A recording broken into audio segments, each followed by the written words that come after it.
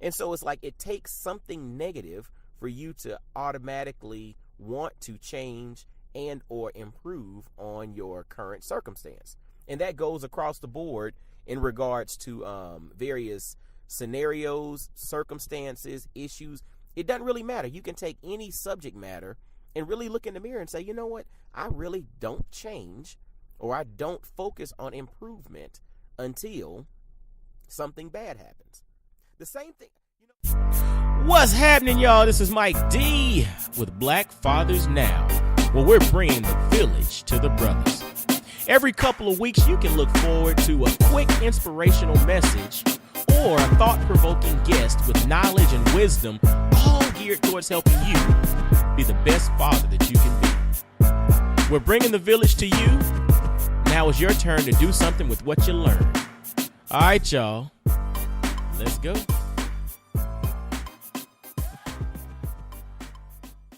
What's up, fellas? This is Mike D with Black Fathers Now, and I hope y'all are having a great day, great morning, great evening, great night. Whenever you're listening to this podcast, I hope it's great.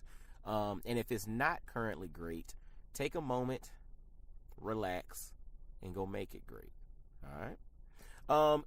As always, visit blackfathersnow.com. Visit IamMikeDorsey.com if you're interested in having me come out and speak to your group, your school, your organization, your conference. I'd love to come out. 2 speaking verticals. One is fatherhood. So I speak on fatherhood, and I have my book, Dynamic Black Fatherhood Manifesto. But also I do a lot of speaking to the youth and young adult market. So a lot of schools, groups that are that basically focus on teens and young adults. I do a lot of speaking in that particular realm as well. So if you're interested, definitely visit IamMikeDorsey.com and link up through my YouTube channel and see some of the clips of some of my speaking engagements. Today I had a thought, and this is literally in regards to change and or improvement. Okay. This thought is in regards to change and or improvement. It's funny, the way that we are as men, the way that we are as people, so I guess this applies to women as well, we typically have to have a reason to change or improve. There has to be some specific reason to change or improve. And think about this. As it pertains to health and wellness, right?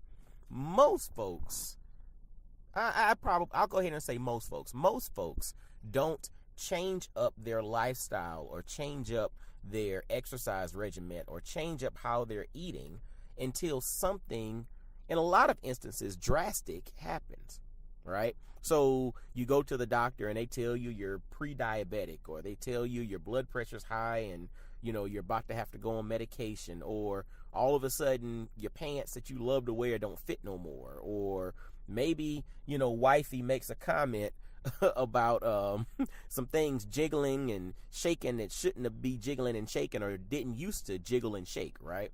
So it usually is something encourages us to make a change as it pertains to health, right? It takes, usually it's something negative, right? It's a health scare. It's, you all of a sudden look in the mirror and really look at yourself and realize that you let things get out of hand, and now you finally want to change things. That's for most people.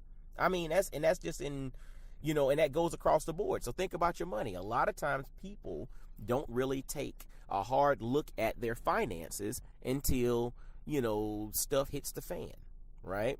And then all of a sudden they want to start looking at budgeting and how they got to pay this off and how do they, reduce debt and all of that. But it's usually not until something negative happens before a change or an improvement happens.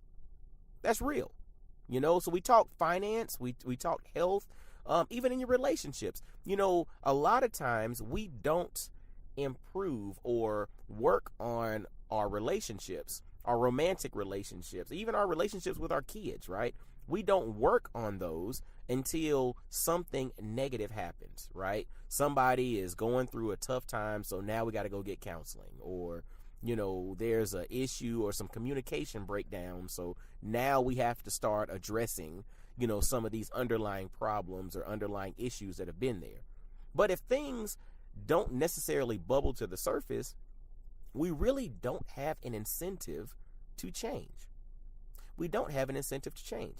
A lot of times, if you're in the job market, you don't necessarily look for a better opportunity until you lose that current job, right? So you take a step back and you really think about, you're not looking to improve yourself from a career perspective until you lose, something that you currently have. And so it's like it takes something negative for you to automatically want to change and or improve on your current circumstance. And that goes across the board in regards to various scenarios, circumstances, issues. It doesn't really matter. You can take any subject matter and really look in the mirror and say, you know what? I really don't change, or I don't focus on improvement until something bad happens. The same thing, I even think about school, right? When you think about, school, you don't get a tutor until you're flunking a class. Right? You don't get a tutor until you're flunking a class. A lot of times, kids in high school don't go through ACT or SAT prep courses until they've already, not done well or really bombed, one of the standardized tests. Now they want to go through the ACT or SAT prep, courses. It's interesting. It takes something negative to inspire us to change and or want to improve. But one of the challenges with that is, that puts us in a position in which our back is against the wall. And so when your back is against the wall and change is like a necessity for survival, then are you in the best place to thrive, or are you just simply on survival mode? And let me kind of break down what I mean there. See, when we wait until it's the 11th hour, or we wait until it's like, I've put this thing off long enough and I really have no other choice but to change. And we're at a point of desperation. You think about, I don't want to start working on my finances until I'm completely broke, until, creditors are calling and, everything is hitting the fan financially. You're about to lose your house, lose your car, all of that. I don't want to start working on my finances until that point. But at that point, you're at a point of desperation. You're in desperation mode. And when you're in desperation mode, do you make the best decisions? Think about that. The same thing with your health, right? You go and get your checkup, your annual checkup, or maybe you're one of the brothers that hadn't been to the doctor in years, and you finally go, and all of a sudden, you get your labs back and you get your information back and your blood work and all of that. And, the news is not what you want to hear. You're basically at dang near a point of no return. Now, you can always improve, but you're at that point. So you're at a point of desperation. And so at that point of desperation, do you think clearly and execute a plan for improvement, or do you just get desperate and pretty much just start doing any and everything and not make the best decisions possible, or make the best decisions for your current circumstance, or make the best decisions for you? Think about that. Or like we mentioned, the standardized testing for high school kids. Do we have to wait until that kid gets a 12 on the ACT before we start, thinking about ACT prep and standardized test taking tips and doing workshops and things of that sort? Because a lot of us at that particular moment with kids that are high school age, if they've already kind of bombed one of the standardized tests and we've waited until they're, late juniors or senior year in high school before they start taking it, then it's desperation mode. And you're scrambling, trying to find an ACT prep course, or you're trying to find a tutor, or you're trying to find some tips or somebody that can help you to hack this system. And you're in desperation mode. And so my thing is, when you are in survival or desperation mode, how likely is it for you to be in the mindset of thriving? Yeah, you got to think about that. When you're in survival or desperation mode, What is the likelihood that you are going to adopt the mindset of thriving? Yeah, I'm pausing there for a minute because I want you to think about it, because I'm talking to you. Yeah, I'm talking to you. You know I'm talking to you. That's the thing. We wait until we are at the 11th hour to improve or to make changes, but then we're in desperation mode. And when you're in desperation mode, you really don't care. It's by any means necessary, right? It's kind of like when you have a toothache, right? I mean, I guess anybody can probably identify with that. A toothache, whether it's a cavity or whether it's a impacted tooth or you need to get something pulled, whatever it is, right? When you have a toothache and that thing is throbbing, it feels like, you know, your whole head is pulsing. You're like, I don't care what you do, whether you pull it, whether you give me something, just make this pain stop. I'm desperate. And that's how a lot of us approach change or improvement in life. But I want to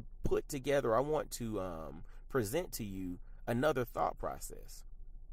When things are actually going okay, is probably the time in which you should start to reevaluate where things are. Where can you improve? Where are there opportunities for improvement? Where are there scenarios in which you need to change? Because if you can start to just periodically evaluate yourself when you're not in desperation mode, you can then adopt the mindset of thriving. Don't wait until you're broke to figure out a way to optimize your finances. Periodically look at your money. Look at your retirement accounts. Look at your savings, your income, your debt, your bills. I mean, look at your budget. I mean, figure these things out when you're not in, desperation mode. Because then you can start to look at things from a clear-headed perspective that will allow you to thrive. Don't wait until you're 100 pounds overweight and the doctor basically saying you about to lose your foot in the next 2 years if you don't change your life, to start changing your life and changing your health. You don't have to wait until things hit the fan to change. When things look to be decent, why not improve? Why can't we, as black men, as black fathers, adopt the mentality of going from good to great? Let's not just settle for good. Why not improve upon that? Why not adopt the mindset of being in a constant state of improvement? So that, for one, we train ourselves that we are not looking to just stay static. Because truthfully, in life, you're either improving or you're declining. There's no such thing as just being flat, because time is moving on, right? And so to that point, adopt the mindset of improving, changing, and looking at things when you're not in desperation mode. This is one for me personally that, my wife and I, I'm going to be more proactive on, but just to look at doing more relationship development when things seem to be going pretty well. Let's not wait until we have a big blow up to go and get counseling or go do this or do couples retreats or take mommy daddy trips and leave the kids with the grandparents or, do these things to pour into us, right? Like, I can't wait on those things, because you wait until things are challenging, then you're just trying to survive and hold on. Versus now, when it appears that things are pretty solid, let's not just stay good. Let's become great. Let's become excellent. And I think that also, as dads, spills down into our kids, because then we start to infuse into them this whole notion of you need to be in a constant state of improvement. I don't care if you got 100 on your test. How do you get 100 plus extra credit? Or how can you learn even more about that? Don't settle, right? Always be looking for a way to improve upon yourself. Now, granted, yes, you got to relax at times. Yes, I'm not saying to, kind of be a madman and, always wheels turning and you can't turn it off. But in regards to just improvement in life and change, let's not wait until it's a point of desperation.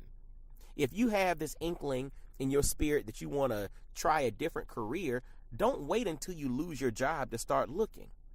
Start researching, start evaluating, because right now you're not in a point of desperation, right? You mess around and get laid off or something happens, you're at a point of desperation. So you're not going to necessarily pursue what you think you're called to do. You're not going to pursue, something that is in line with who you are. You're just looking for a gig, right? Because you got bills to pay. So you're like, I need a job tomorrow. Well, actually, I need a job like yesterday, right?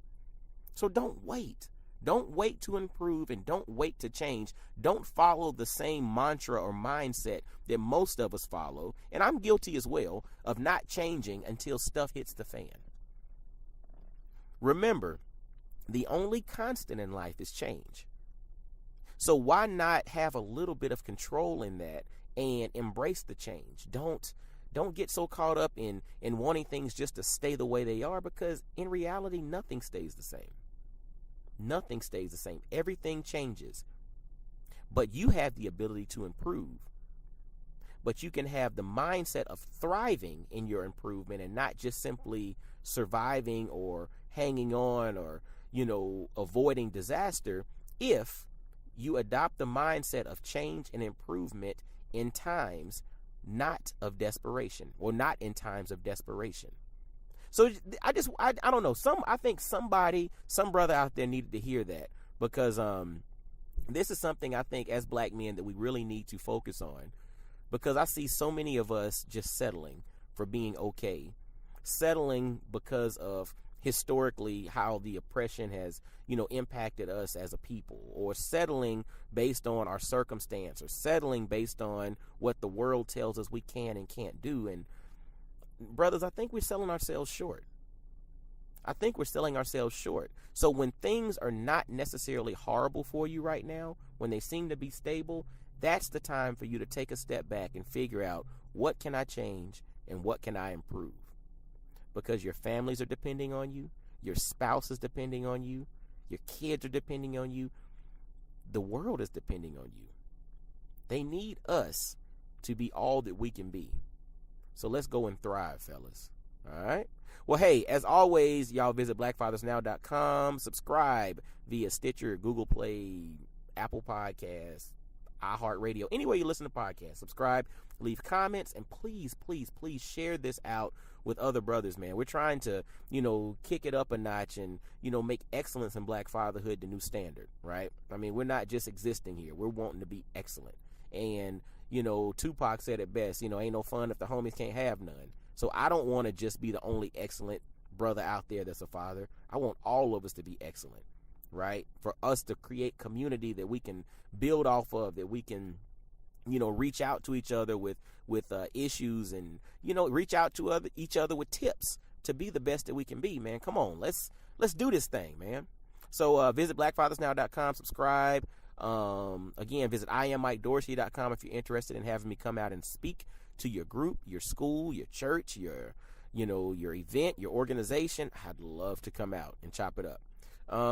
And visit blackfamilyapparel.com and grab some dope apparel that celebrates the nuances of the black family. And until next time, fellas, y'all be blessed, well, and wise. And I'll holla at you. Peace. Yo, fellas, I hope you enjoyed today's episode. And always, always, always visit blackfathersnow.com, as well as follow Black Fathers Now on virtually every social media platform you can think of. Instagram, Facebook, Twitter, everywhere. Just follow us and engage with us, man. Look forward to hearing from you. And I guess until next time, I'll holla at you. Peace.